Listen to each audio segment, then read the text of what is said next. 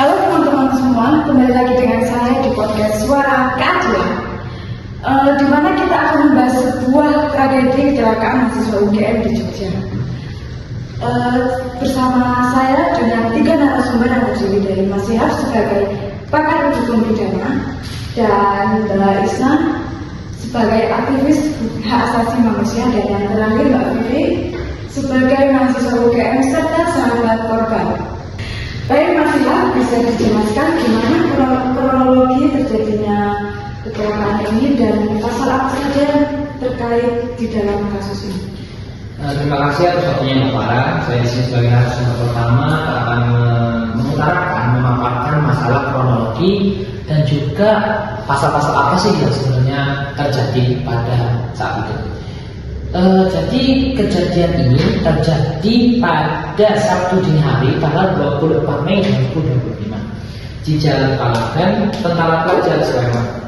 Alto Eriko Avandi, mahasiswa Fakultas Hukum Universitas Gadjah Mada, ditabrak oleh mobil BMW waktu itu yang dikendarai oleh seorang bernama Mas Christian.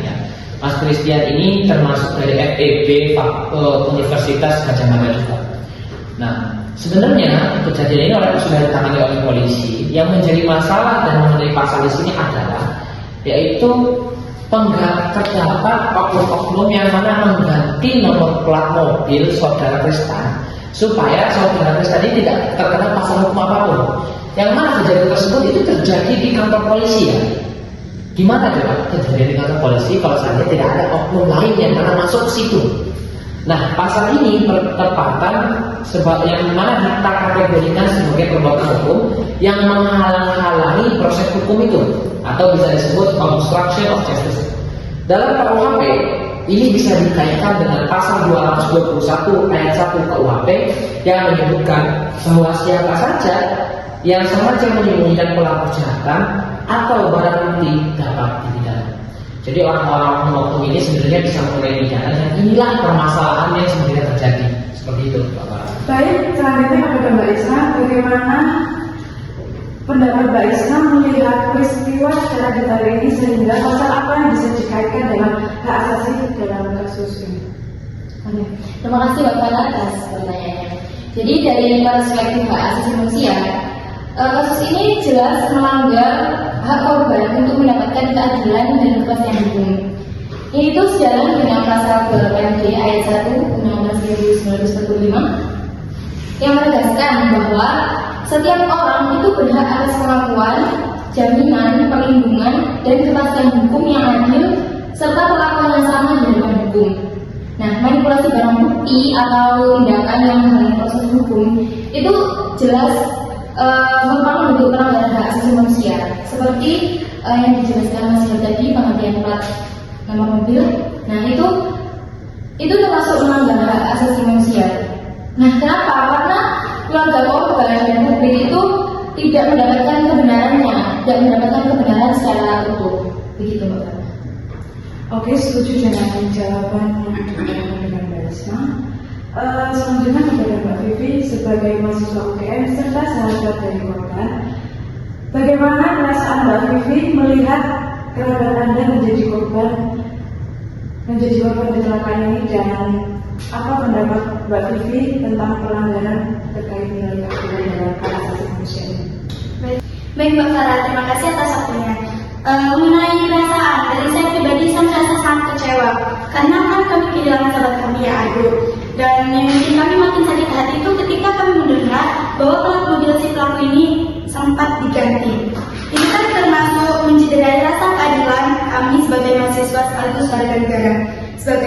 Karena hak kami sebagai masyarakat juga kan telah diatur dalam pasal 1 angka 3 UUD 1945 yang berisi negara Indonesia adalah negara hukum, yang artinya semua orang itu harus tunduk terhadap hukum tanpa mandang bulu. Oke, terima kasih kepada Mbak Vivi. Selanjutnya kepada Mas Syihab, apa yang seharusnya dilakukan penegak hukum agar kasus ini berjalan secara transparan tanpa ada kebohongan yang telah dilakukan oleh pihak itu?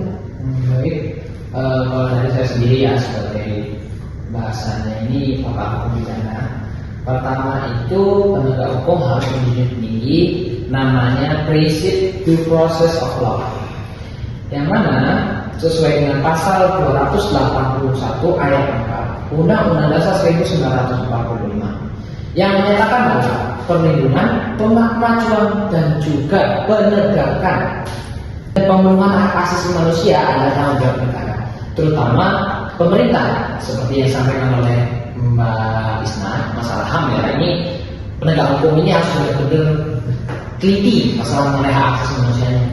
Kemudian yang kedua, semua barang bukti harus diamankan secara profesional sesuai dengan KUHP agar tidak ada celah bagi pihak yang ingin mengabulkan fakta.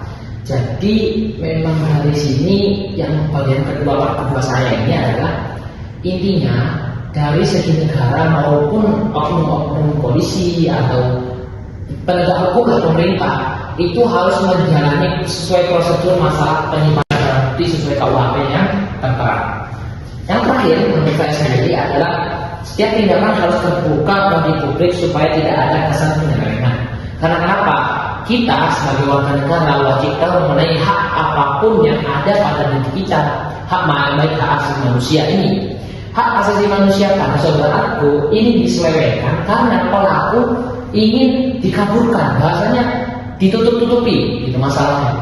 Ketika masalah ditutup-tutupi seperti ini, maka tidak ada namanya keadilan sosial bagi seluruh rakyat Indonesia. Seperti itu, Bapak. Oke, terima kasih penjelasannya. Lalu kepada Mbak Isma, bagaimana masyarakat sipil agar hak korban dan hak pelaku ini bisa berjalan secara terjamin? Sebenarnya masyarakat itu bisa menggunakan haknya untuk mengawasi.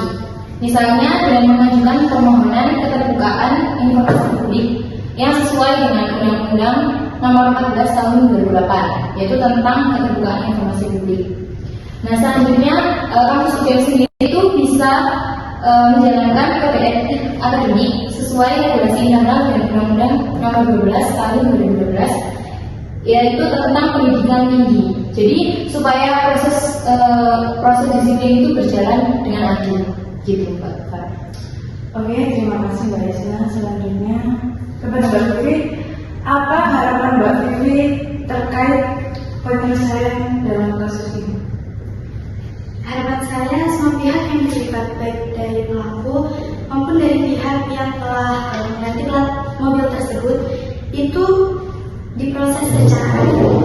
Kami percaya hukum Indonesia, tapi kami juga ingin agar prosesnya sesuai dengan prinsip persamaan di hadapan hukum, sebagaimana yang telah tercantum dalam pasal 27 ayat 1 Undang-Undang Dasar 1945. Oke, terima kasih kepada ketiga narasumber saya yang ada di depan saya kali ini.